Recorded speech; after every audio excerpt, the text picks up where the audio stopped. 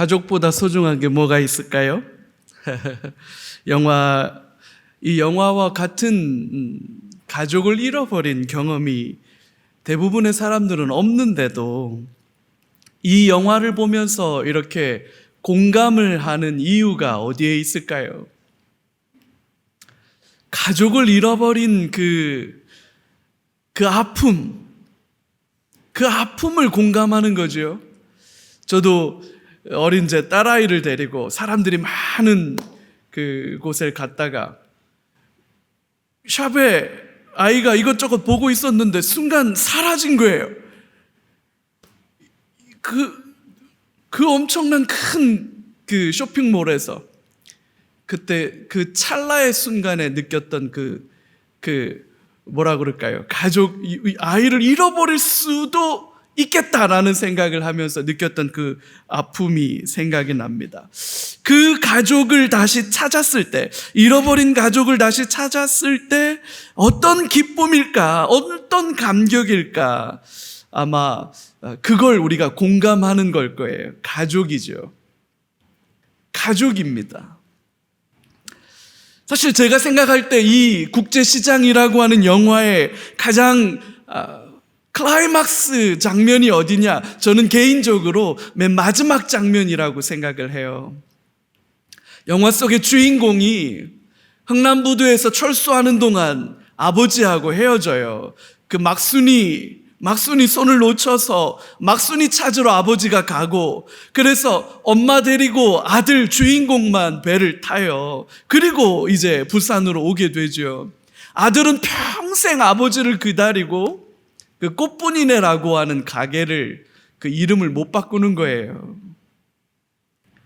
평생 아버지를 기다리고 있었던 거예요. 마지막 장면에 가면 헤어지기 전에 아들과 아버지의 모습으로 돌아가서 일종의 상상의 장면이죠. 가상의 장면인데 아버지와 재회를 해요. 그 어린 아들이 아버지에게 막 울면서 말해요. 아버지 나 사는 거 힘들었어요. 나 너무 힘들었어요, 아버지. 아버지가 그 아들을 꼭 안아주면서 그렇게 말합니다. 잘했다. 견뎌줘서 고맙다. 너 잘해줘서 고맙다. 그리고 이렇게 아버지가 안아줘요. 그 장면을 활상하면서 다 늙어버린 주인공이 옆방에 있고 그 건너방에는 나머지 가족들이 다 모여서 재밌어. 아버지만 빼고 다 재밌어. 아버지만 여기서 자식들한테도 공감받지 못하고, 그런 모습들이 이렇게 오버랩되면서 영화가 끝나요. 참 우리들에게 많은 얘기를 해주는 영화겠죠. 오늘 본문도 가족에 대한 이야기를 하고 있습니다. 누가 내 진짜 가족이냐? 우리 주님 그렇게 물어요. 누가 진짜로 내 가족이냐? 여러분, 저와 여러분은 예수님의 가족입니까? 저와 여러분들은 진짜로 예수님의 가족입니까? 이 질문을 가지고 오늘 본문을 한번 묵상해 보려고 해요. 우리가 지금까지 계속해서 살펴보고 있는 것처럼 누군가는 예수님을 메시아로, 그리스도로 알아보기 시작합니다. 그래서 예수님을 다윗의 자손이 아니냐라고 말하기 시작합니다. 그러나 같은 사건을 두고 다른 사람들은 전혀 다른 판단과 결정을 내립니다. 심지어는 악한 의도를 가지고 예수님을 왜곡하고 예수님을 폄하하는 일들도 서슴지 않습니다. 그러면서 예수님이 이렇게 말해요. 결코 용서받을 수 없는 죄가 있다. 심판의 날에 그들의 말이 낱낱이 드러날 거다라고 말하면서 책망하셔요. 이제 성경은 두 부류의 사람으로 나뉠 거다 이렇게 말하고 있는 겁니다. 한 부류의 사람은 예수님의 진정한 가족이 될 거예요. 그러나 다른 부류의 사람들은 결코 그렇게 될 수 없는 강을 건너버리고 말 겁니다. 오늘 본문은 표적을 보여달라라고 말하는 바리새인과 서기관들의 요청으로 시작이 됩니다. 표적을 좀 보여주십시오.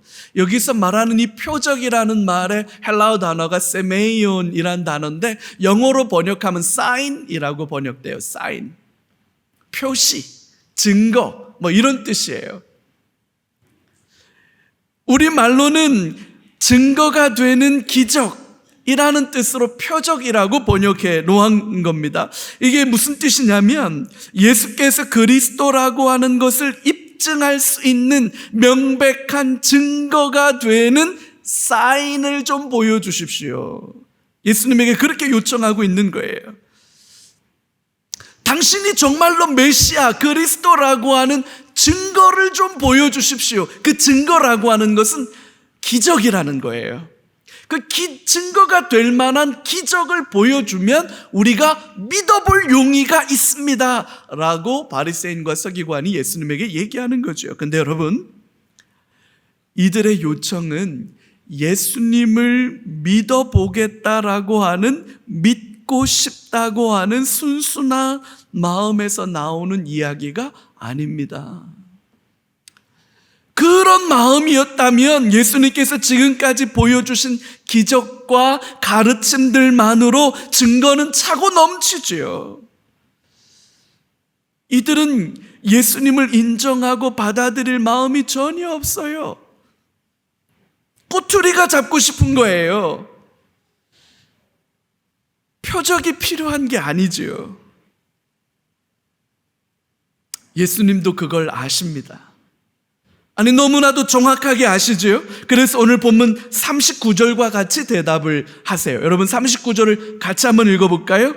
예수께서 대답하여 이르시되 악하고 음란한 세대가 표적을 구하나 선지자 요나의 표적밖에는 보일 표적이 없느니라. 너희가 요구하는 표적은 보여주지 않겠다, 그렇게 말씀하십니다. 그러면서 서기관과 바리새인들을 향해서 악하고 음란한 세대라고 책망하세요.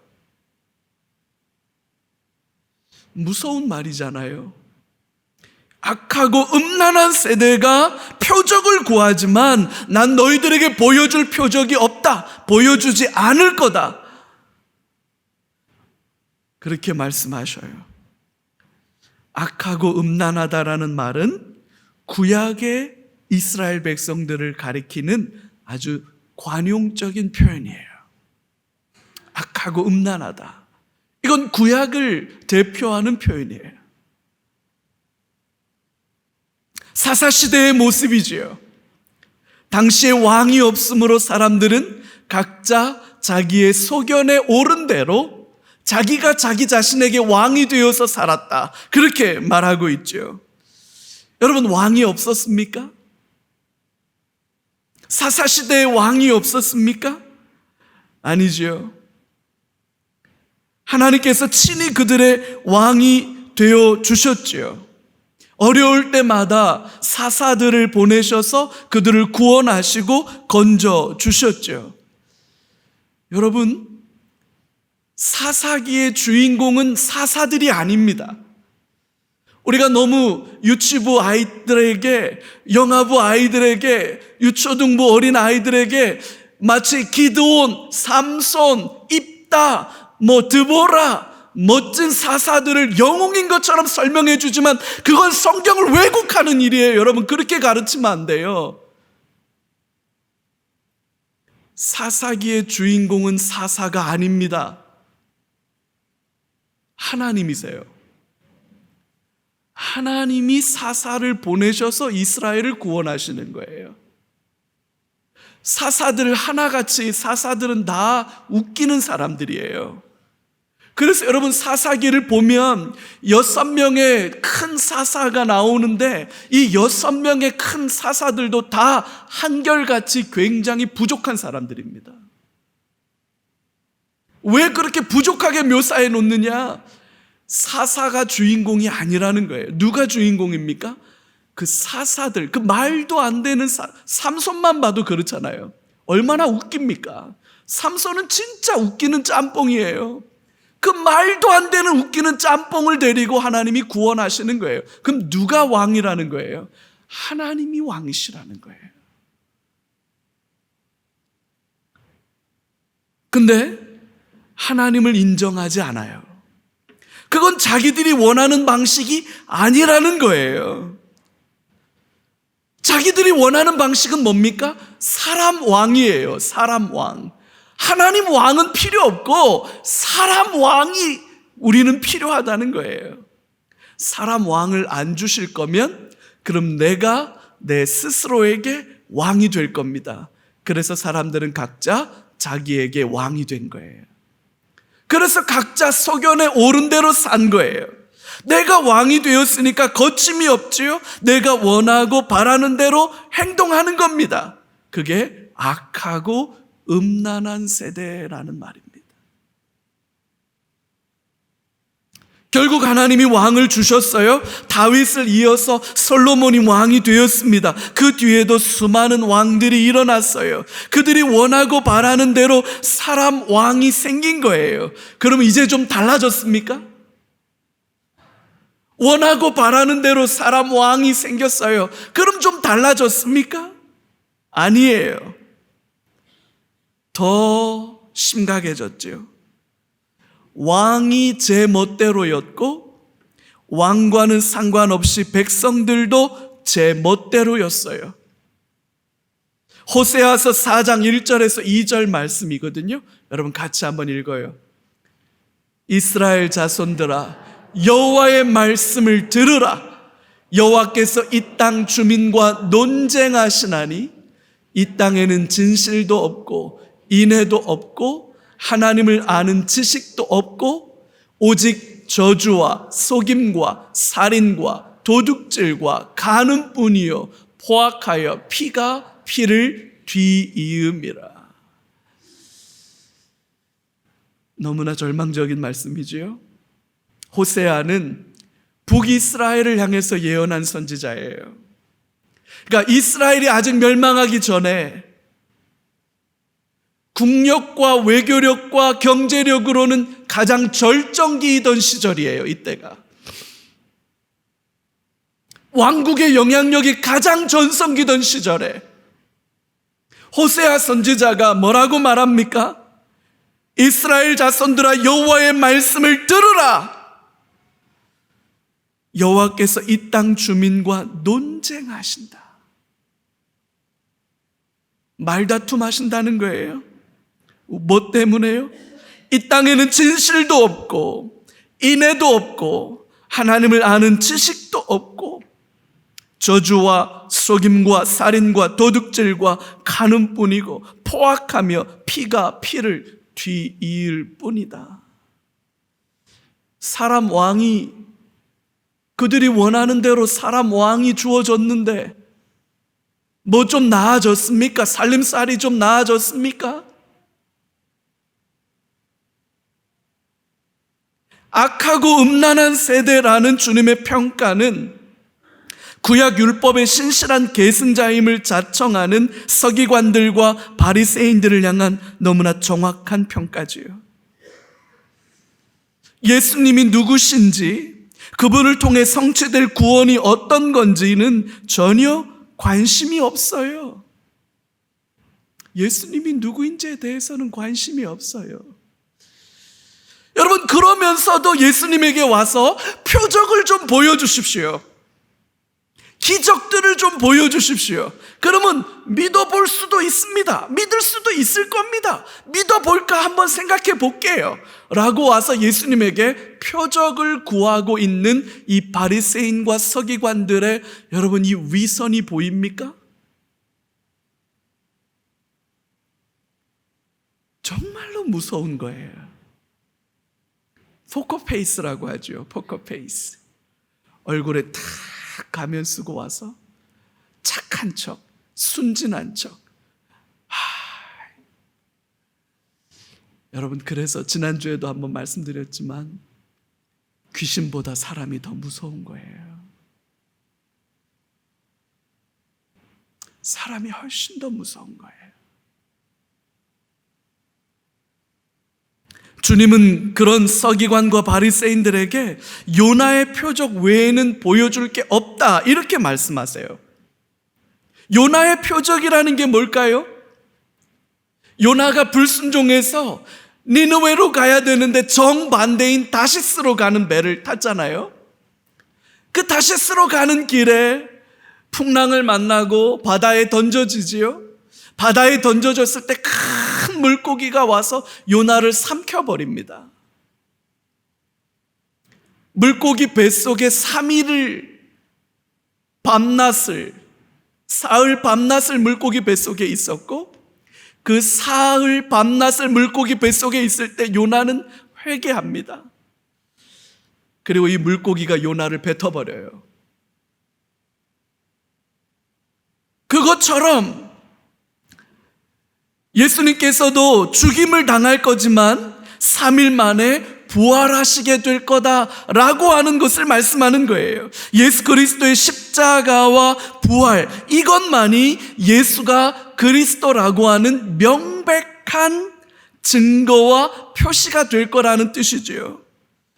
여러분, 기적이 중요한 게 아니에요. 우리는 자꾸 기적을 바라봅니다. 기적에 집착합니다. 죽은 사람이 살아나고 질병이 치유되고 귀신이 쫓겨나는 것이 중요한 게 아니에요. 여러분, 그게 본질이 아닙니다. 그것들은 모두 하나님께서 이루신 구원이 어떤 건지를 가르쳐주는 하나의 사인, 손가락에 불과한 거예요. 주님의 십자가와 부활을 가리키는 손가락인 거죠. 손가락이 중요한 게 아니라 손가락이 가리키고 있는 그 대상이 중요한 거잖아요. 예수님의 십자가와 부활, 그게 중요한 거예요. 손가락에 집착하는 것은 어리석은 일이에요. 내 삶에서 정말로 중요한 것이 무엇인지, 내 삶에 진짜로 중요한 게 내 주 예수 그리스도, 그의 십자가와 그의 부활인지, 아니면 그분을 통해서 얻을 수 있을 것이라고 예상되는 것들, 질병이 치유되고 사업이 성공하고 물질적으로 부유해지고 삶이 평안해지고 자식들이 잘 되고 대학도 잘 가고 시집장가도 잘 가는 그런 것들이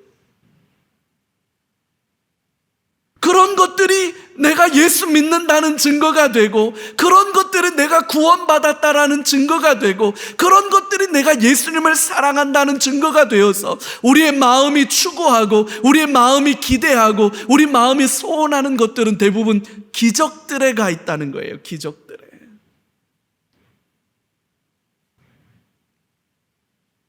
그래서 이것이 이루어지면 예수님이 나와 함께 하시는 것 같고 예수의 구원이 내게 임한 것 같지만, 거꾸로 건강은 어렵고 자식들은 잘 안 되고 경제적으로도 힘들고 마음의 모든 어려움들이 차고 넘치면 우린 뭐라고 생각해요?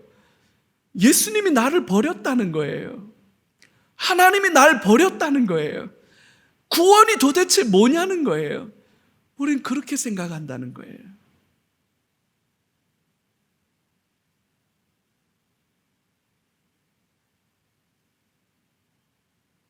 여러분, 기적이 중요한 거예요? 예수의 십자가와 부활이 중요한 거예요? 뭐가 우리의 믿음의 기초입니까? 주님은 명백하게 십자가와 부활이 우리의 구원의 명백한 증거가 된다고 말씀하고 계시는 거예요. 여러분, 나는 어디에 소망을 두고 살아가나?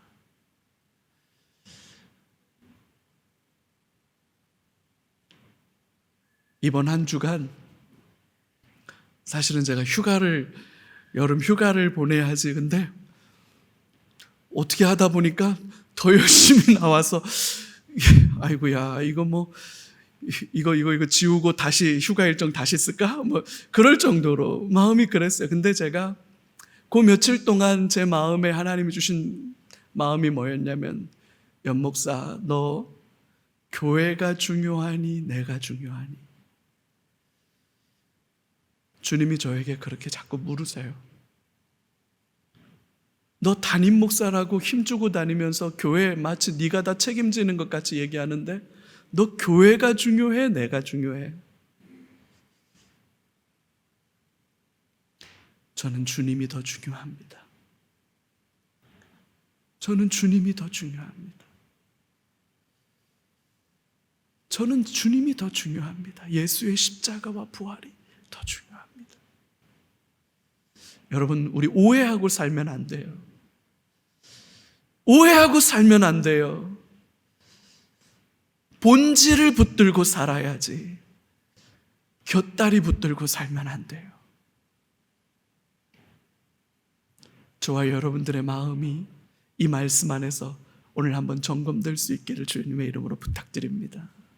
두 번째는요, 그 서기관과 바리새인들을 향해서 주님이 뭐라고 말씀하시냐면 나중 형편이 더 참혹할 거다. 성경에 이런 말씀이 나온다고? 너무나도 놀랍고 무서운 말씀을 우리 주님이 하세요. 바리새인과 서기관들을 안타까워 하십니다. 그러면서 책망하세요. 요나는 마뜩지 않았거든요. 니느웨로 가서 회개와 심판의 메시지를 선포하는 게 마뜩지 않았어요. 그래서 니느웨로 갔을 때 대충 건성건성 선포했어요. 그런데도 불구하고 니느웨 사람들은 그 말씀을 듣고 회개하기 시작합니다. 솔로몬의 지혜에 대한 소문을 듣고 남방 여왕이 땅 끝에서부터 솔로몬의 지혜를 한번 들어보겠다, 직접 만나보겠다, 그 한 가지 소원을 가지고, 자기도 왕인데 아쉬울 거 1도 없는 사람인데, 근데 땅 끝에서부터 솔로몬 만나겠다고 찾아오는 거 아닙니까? 그 얘기를 하세요.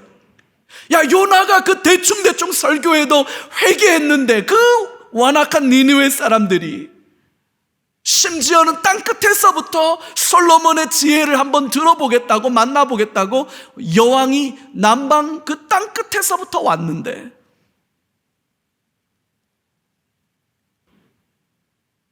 잘나고 똑똑한 서기관 바리새인들은 뭐냐? 그렇게 말씀하시는 거죠. 이방인들은 지옥의 땔감이라고 말하던 사람들 아닙니까? 근데 이방인 남방 여왕이 왔잖아요. 바리새인들과 서기관들은 매일 아침 잠에서 깨었을 때 낭송하는 기도문이 있어요. 그 잠에서 깨어서 낭송하는 기도문의 한 귀절이 뭔지 아십니까? 하나님, 내가 이방인으로 태어나지 않고 여자로 태어나지 않아서 감사드립니다. 그렇게 기도하던 사람들이에요. 근데 뭡니까? 이방인들도 회개하고 심지어는 여자도 그 지혜를 듣고자 먼 길을 마다 않고 찾아오는데, 잘나서 너무 똑똑해서 부족한 게 1도 없어서 예수님을 인정하지 않고 있는 거잖아요. 그게 진짜 안타까운 거죠. 그래서 주님이 43절에서 45절까지 한 가지 비유를 더 설명해 주세요. 이게 참 놀라운 말씀인데, 더러운 귀신이 있었다는 거예요. 이 더러운 귀신이 누군가를 사로잡고 있었습니다. 어떤 일인지는 모르겠지만 그 사로잡고 있던 사람에게서 쫓겨났어요. 쫓겨났는데, 그래서 쉴 곳을 찾아서 또다시 사로잡을 사람들을 찾아서 여기저기 돌아다녀 봤는데 마땅한 사람이 없었다는 거예요. 그래서 귀신이 이렇게 말해요. 나 다시 돌아갈래. 다시 돌아가야 되겠다. 그래서 귀신이 다시 돌아와 봤어요. 그랬더니 이 사람이 깨끗하게 청소도 되었고 수리도 되었고 집이 비어 있는 거예요.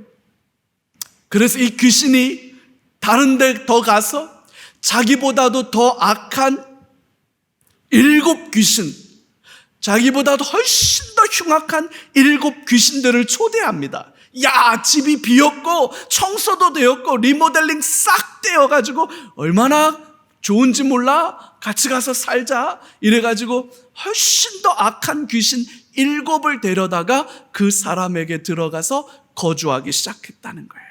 그러면서 45절이에요. 여러분 같이 한번 읽어요. 이에 가서 저보다 더 악한 귀신 7을 데리고 들어가서 거하니 그 사람의 나중 형편이 전보다 더욱 심하게 되느니라. 이 악한 세대가 또한, 저는 이 마태복음을 수도 없이 읽었지만 이번에 마태복음 강해 설교를 하면서 연구하면서 다시 한번 볼 때 너무 무서워요.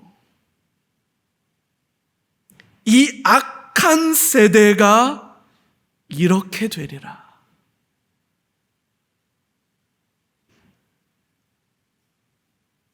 이전보다 나중 형편이 더 심각하게 되었습니다. 이 악한 세대가 이렇게 되리라. 여기서 말하는 이 악한 세대는 바리새인과 서기관들을 가리키는 말이겠지요? 근데 이거는 바리새인과 서기관들만을 가리키는 것을 넘어서서 그들처럼 예수님을 향한 바르고 온전한 믿음에서 이탈한 사람들, 예수님을 거부하고 예수님을 멀리하고 예수님을 받아들이려 하지 않고 여전히 완고해서 교만하고 악한 마음을 가지고 있는 사람들을 가리키는 말이라고 봐야 될 거예요. 지금보다 나중 형편이 훨씬 더 참혹할 거다. 여러분, 오늘보다 내일은 좀 더 나아질 거야 라는 기대와 소망이 있어야 오늘을 견디며 살 수 있는 거 아닙니까? 여러분, 이 소망이 무너지면 사람들은 더 이상 살 수 없는 거예요. 내일은 오늘보다 더 나빠질 거야. 지금보다 나중 형편이 훨씬 더 참혹할 거라고 생각한다면 여러분 어떻게 살 수 있을까요?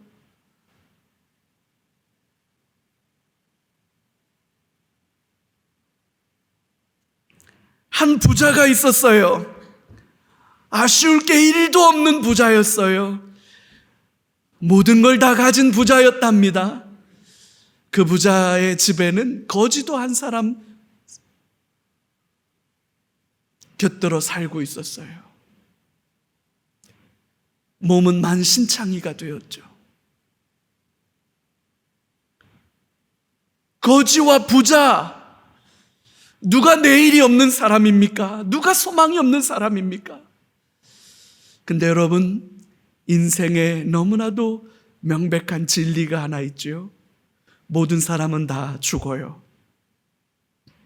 부자도 죽고 거지도 죽었거든요. 근데 놀랍게도 부자는 지옥에 갔고요, 그 거지가 아브라함의 품에 안겼다, 이렇게 말하네요. 이 부자가 눈을 들어서 보니까 아브라함 품에 그 거지가 안겨 있는 거예요. 그래서 그 거지에게 부탁합니다. 제발 당신의 손가락, 새끼손가락으로 물 한 방울 찍어서 내 혀끝에 좀 대어서 내 혀끝을 서늘하게 좀 해달라. 그리고 부탁합니다. 제발 사람을 좀 하나 보내서 아직도 죽지 않고 살아있는 내 가족들이 있는데 그 사람들에게 사람을 좀 보내달라. 그래서 그 사람들에게 제발 정신 차리고 믿음 생활 똑바로 하다가 예수 온전히 믿다가 지옥 가지 말고 낙원에 가시라고 제발 그렇게 말 좀 전해달라고 애원합니다. 애원합니다. 복음은 지금이나 그때나 여전히 선포되고 있어요. 예수께서 십자가에 달려 죽으셨고 부활하셨다는 복음을 선포하는 사람들은 지금도 있고 그때도 있고 앞으로도 있을 거예요. 하지만 사람들은 믿으려 하지 않아요. 잘나고 똑똑한 오만한 편견 속에 갇혀있는 사람들이 허다하지요. 그들은 이렇게 생각할지도 몰라요. 오늘 그럭저럭 살만한데 뭐 굳이? 어떤 분들은 창창한 대로가 열려있는 분들도 있겠지요. 장밋빛 전망들이 쏟아지는 가운데 여유와 낭만을 누리는 분들도 있겠지요. 아쉬울 게 없어요. 부족한 게 없거든요. 기억해야 해요. 명심해야 해요. 예수 없이 소망 없습니다. 예수 없이 구원 없습니다. 알 수 없다고요? 누가 아냐고요? 연목사 죽어봤어? 성경에 기록되어 있습니다. 성경에 기록되어 있습니다. 아무도 부인할 수 없고 몰랐다고 핑계댈 수 없습니다. 여기서는 거지같이 구걸하고 굶주리고 수치와 모욕을 견뎌야 되는 날들이 이어질지라도 영원한 하나님의 낙원이 예비되어 있다면 견딜 수 있지요. 버틸 수 있지요. 이 땅에서는 떵떵거리고 살지만 아쉬울 거 1도 없지만 그거 못 들고 갑니다. 못 들고 가요. 아무 소용없습니다. 나중 형편이 훨씬 더 참혹할 거다. 이건 협박이에요, 여러분. 위협이에요. 주님의 이 말씀은 협박이라고요. 우리가 이걸 협박으로 읽을 수 있어야 해요. 이거 우리 위협으로 읽을 수 있어야 해요.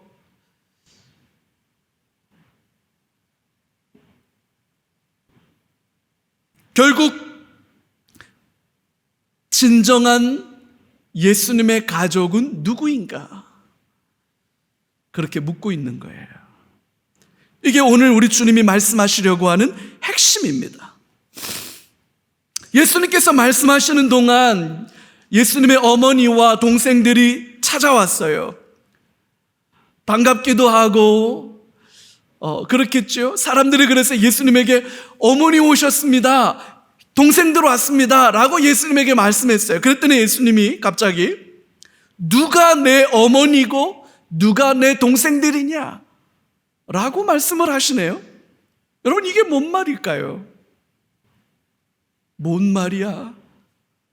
예수님의 이 말씀을 듣고 사람들이 당황해서 눈만 꿈벅꿈벅하면서 서로를 바라보는 거예요. 그럴 때 예수님께서 그 당황해하는 사람들에게 너무나도 분명하고 명확하게 이렇게 말씀하세요. 49절에서 50절 말씀이거든요. 여러분, 이거 같이 읽읍시다.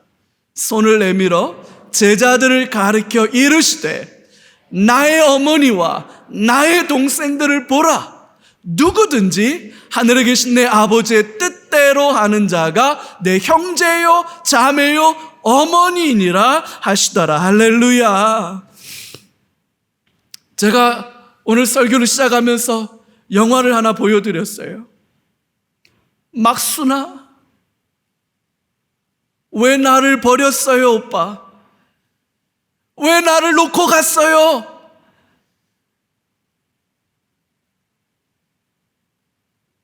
많은 사람들이 그 장면을 보면서 보고 또 봐도, 그래서 제가 그 설교 준비하다가 자료를 찾아봤더니 세상에 그 KBS에서 이 사람을 아신 그 이산가족 그거, 아이고, 그거 찾아보다가 제가 얼마나 눈이 퉁퉁 붓도록 혼자 저 목욕실에서 혼자 아이고야 이거 뭐 저 어린 시절 때인데, 저 초등학생 때인데 이랬구나. 기가 막힌 거예요. 너무 기가 막힌 거예요. 이산가족. 여러분, 세상에 가족보다 소중한 사람들이 어디 있어요? 때로는 원수 같기도 하고 남보다도 못할 때도 많지만 여러분, 피는 물보다 진하잖아요.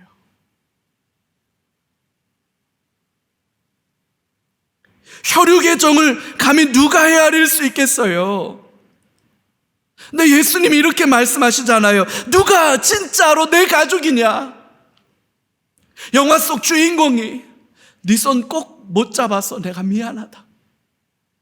내가 네 손 놓쳐서 미안하다. 너도 내 동생 맞다.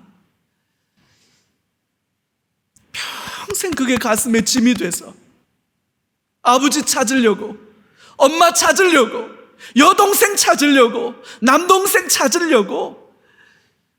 우리 예수님 오늘도 국제시장 영화 찍고 계시는 거잖아요. 아니에요?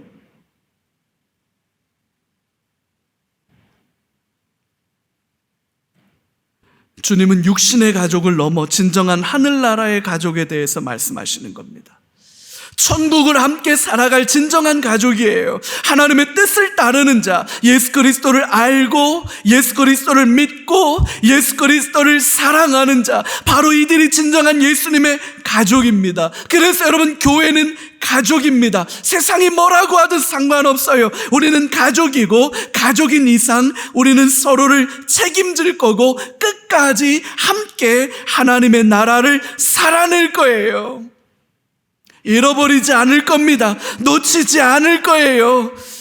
영화 속 주인공이 그렇게도 잃어버린 가족을 찾으려고 백방으로 노력하면서 누가 이 사람 아십니까? 그렇게 말했던 것처럼 우리 주님은 잃어버린 당신의 여동생을 찾고 계시는 거죠.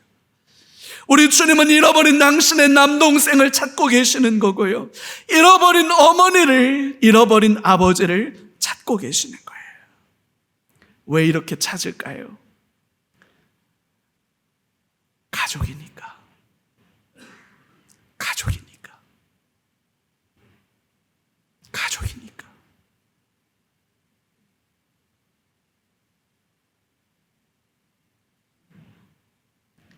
하나님의 뜻대로 살아서 예수 그리스도의 진정한 가족으로 살아가는 저와 여러분들 되시기를 주님의 이름으로 축복합니다. 나는 예수 그리스도의 가족입니다.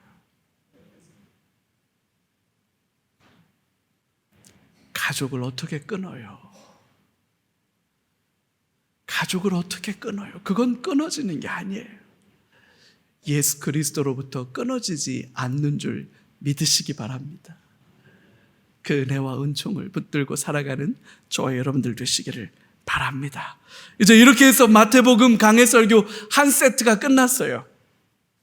이제 13장부터는 이제 또 다른 핵심 메시지를 가지고 시작이 될 거예요. 그래서 다음 주는 제가 일본 미나미 산리쿠 복음교회에서 말씀을 전할 거고, 다음 주에는 우리 서현명 목사님이 설교를 하실 거예요. 그리고 그 다음 주에는 우리 선교사님이 한 주 설교하실 거예요. 제가 교회에 있겠지만 선교사님 한번 설교하실 거고, 그 다음 주에는 우리 교회 42주년 기념 예배 함께 드리면서 교회에 대한, 교회 비전과 꿈에 대한 설교를 몇 주 하고, 그리고 다시 13장 비유 설교를 통해서 마태복음 강해 설교를 다시 이어갈 수 있도록 그렇게 하겠습니다. 여러분들 같이 기도해 주시고, 우리 담임 목사가 말씀을 연구하는 일에, 말씀을 준비하는 일에 체력과 지성과 영성을 주셔서 잘 감당할 수 있게 해달라고 기도해 주시고, 그 일을 잘 감당할 수 있도록 기도해 주셨으면 감사하겠습니다. 우리 같이 기도 제목 나누고 같이 한번 기도하겠습니다.